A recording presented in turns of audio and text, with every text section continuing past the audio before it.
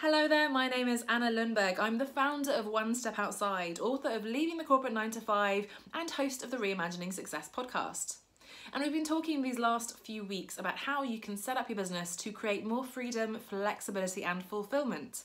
And an important topic in this context is time, because we all have, and I'm sorry to tell you this, we all have the same number of hours in the day, same number of days in the week, and so on. So the question has to be, what are we doing with the time that we do have available? Now, leveraging is one of those jargon words that we used to make fun of and yet use all the time back in my corporate days. But what it really means is you're putting in a certain amount of effort and you're getting more as a result of that effort. So in the context of business and time, it means you're using the same amount of time, but you're creating a bigger impact, you're having a bigger effect on your business results, on your clients and so on, which is all good news, I think. Now, before we get into the 3 ways in which I think you can best leverage your time, there is some possibility of creating more time. So in the last couple of weeks, we looked at a few of these. One was creating systems, so automating, creating processes, procedures, routines, using tools and so on. That is one way to spend less time doing all those menial, administrative, repetitive things to free up your time. So have a listen to that if you haven't already from 2 weeks ago. And then last week we looked at outsourcing as well. So finding freelancers, VAs, or delegating to members of your team if you have one. Of course, another important way in which you can create more time is by deleting some of your tasks. So there may well be some non-value added things that you're doing, so why not just scrap those altogether? Once you've done those things, however, you do have a certain amount of time, and now the question is, how can you make best use of that time available? So I have 3 tips for you. And the first one is to take a look at your existing current list of clients and projects.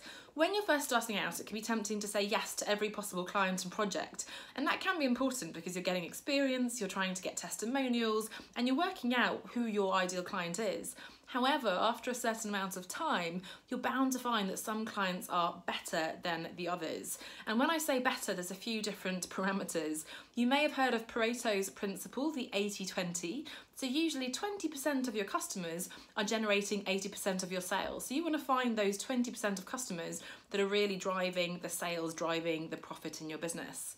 Secondly, because we're building a business that we love, we want to look at which of the clients you really enjoy working with, which are the ones that are best fit for your values, for your mission, that are a joy to work with, that are fantastic in terms of collaboration and so on, who are the really self-motivated ones who get the best results and who you really enjoy working with.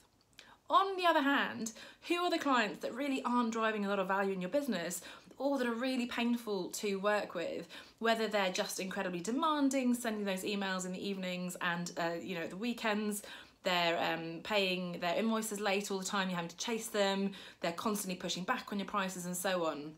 I'm sure you know who these clients are, and what you want to do is to fire those clients, or at least not take on any more of those, and focus your attention and energy on the ones that are really a great fit for you and your business, that are valuing what you offer as a service, and that are delivering really the results in your business, the sales and the profit. So have a look at your existing clients and projects and see how you can optimize that. Now, the second way is to raise your prices, and this is pretty obvious. If you have a full calendar already, you can't actually reach your target income perhaps with the number of clients you have at the moment. What can you do? You can raise your prices. Having a full client roster is a pretty good problem to have, and don't worry, the reality is that when you raise your prices, yes, you might lose a few clients, but the higher income that you get thanks to the higher pricing will compensate for that.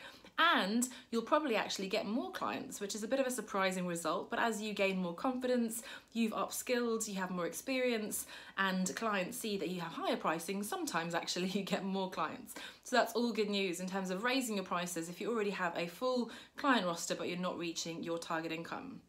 And then the third tip I have for you, and it's a big one, is to reevaluate your business model.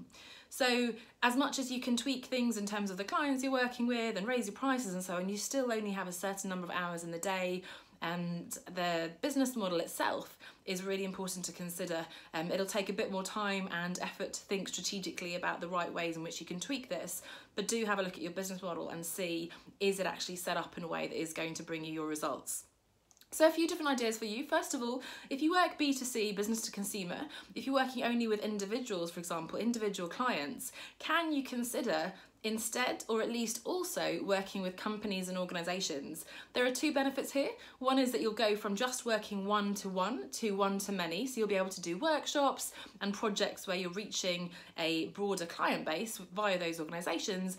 And secondly, companies do tend to be able to pay more than individuals, so you've got a double benefit there. So if you're only working with customers, individual clients at the moment, can you work with organisations and companies? Secondly, if you're only working one-on-one, related to the first point, can you consider launching a group program or a workshop or something where you're working still with individual consumers, but you're working one-to-many? So you're delivering the same kind of support and results, but in a group setting.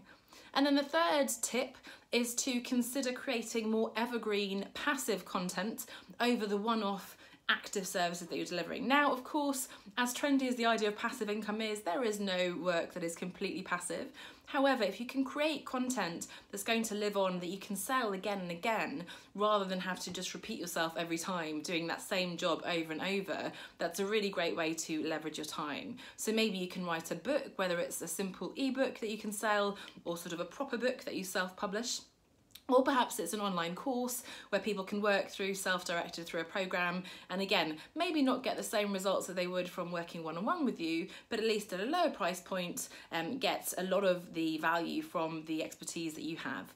And also there's the added benefit that you're creating different tiering of packages so that different clients, depending on their needs and their financial ability to pay, of course, have then different options.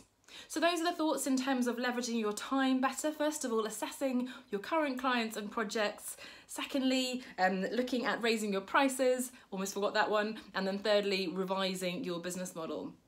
Now, if you're not sure how to begin tweaking your business model, if you don't even have a proper business model and you'd like to talk it through with me, then I'd love to invite you to a consultation call. You can book a 30-minute call with me at onestepoutside.com/free consultation. That's onestepoutside.com/free consultation. I can't wait to chat with you about your business model and to help you create that freedom and flexibility in your business.